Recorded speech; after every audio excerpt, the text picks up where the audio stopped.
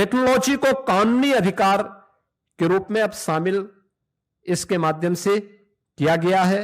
Biometric उपस्थिति, geo tagging, satellite imaginary, real time mobile app monitoring और AI से निगरानी और सीधे डिजिटल भुगतान।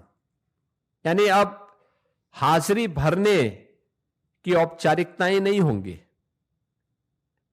अब जो भी होगा बायोमेट्रिक उपस्थिति के माध्यम से होगी, जियो टैगिंग के माध्यम से होगी, सैटेलाइट इमेजनरी के माध्यम से स्थायी परिसंपत्ति का निर्माण हुआ है कि नहीं हुआ है, real time mobile app monitoring भी होगी, या ये टूल का भी इस्तेमाल वहां पे हो सकता है, और सीधे डिजिटल भुगतान डीबीटी के माध्यम से हम श्रमिक के खाते में सीधे पैसा भेजेंगे, ये इसके माध्यम से होगा।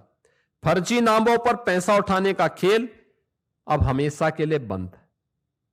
आपने देखा होगा इससे पहले समाजवादी पार्टी के समय में सोनभद्र में मनरेगा का भयंकर घोटाला हुआ था। सीबीआई की इंक्वायरी उस समय उसकी चल रही है। यह भी उनके समय में लगातार होता रहा है। 6 माह में अनिवार्य सोशल ऑडिट, डिजिटल और समयबद्ध बहुस्तरीय शिकायत निवारण, जिला लोकपाल की व्यवस्था और केक के मानकों के अनुरूप ऑडिट की व्यवस्था भी इसके माध्यम से रहेगी। दूसरा,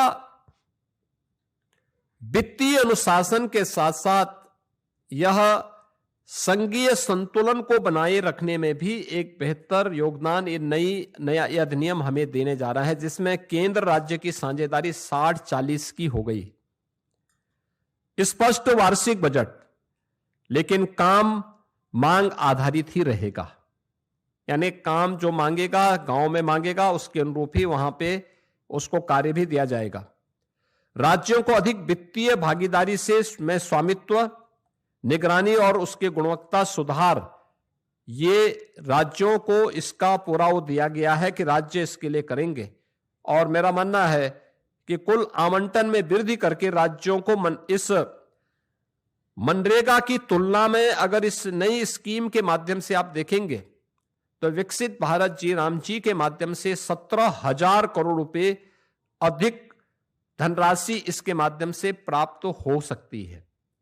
इसमें राज्यों को, यानी इससे पहले होता क्या था मनरेगा में, जिन राज्यों में श्रमिक कम है, जिन राज्यों में गरीबी कम है, उन राज्यों में पैसा ज्यादा जाता था क्योंकि फर्जी भुगतान होता था।